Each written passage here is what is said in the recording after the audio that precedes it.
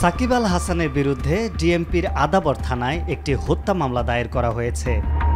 গত ৫ই আগস্ট প্রতিবাদ মিছিলে অংশ নিয়ে গার্মেন্টস কর্মী রুবেল নামে এক যুবক গুলিবিদ্ধ হয়ে মারা যান। হত্যার নির্দেশদাতা হিসেবে সাকিবকে মামলার ২৮ নম্বর এজাহার নামীয় আসামি করা হয়েছে। রুবেলের বাবা রফিকুল ইসলাম বাদী হয়ে মামলাটি দায়ের করেছেন।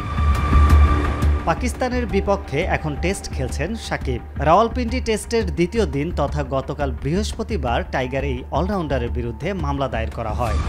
তবে এখন পর্যন্ত তার বিরুদ্ধে গ্রেফতারি পরোয়ানা জারির খবর পাওয়া যায়নি। পরোয়ানা জারি হলে সেক্ষেত্রে তাকে বাংলাদেশে ফিরলে গ্রেফতার করতে পারে পুলিশ। যদিও তার এই মুহূর্তে দেশে ফেরার সম্ভাবনা নেই বললেই চলে। স্ত্রী পরিবার যুক্তরাষ্ট্রে বসবাস করায় পাকিস্তানের বিপক্ষে সিরিজ শেষে সেখানেই ফিরে যেতে পারেন সাকিব আল হাসান। অবশ্য ছাত্র আন্দোলনের সময় দেশের বাইরে ক্রিকেটে ব্যস্ত ছিলেন আওয়ামী লীগের টিকিটে সংসদ সদস্য হওয়া সাকিব। সেক্ষেত্রে গ্রেফতারি পরোয়ানা জারি হলেও ঘটনাস্থলে উপস্থিত না থাকার প্রমাণ দিয়ে জামিন পেতেও পারেন তিনি। তখন আর খেলায় কোনো বাধা থাকবে না। এর আগেই তার বিরুদ্ধে অভিযোগ খারিজ হলে ব্যাপারটি এমনিতেই নিষ্পত্তি হওয়ার সুযোগ থাকছে। এদিকে সাকিবের বিরুদ্ধে মামলা ও তার ক্রিকেটের ভবিষ্যৎ নিয়ে বিসিবির পক্ষ থেকে এখনও কোনো বক্তব্য পাওয়া যায়নি।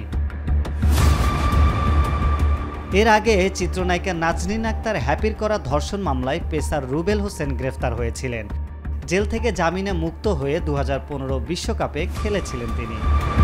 সাকিব আগাম জামিন নিয়ে খেলা চালিয়ে যাবেন কিনা সেটা এখনই নিশ্চিত করা যাচ্ছে না। আরিফ হক, মাই টিভি।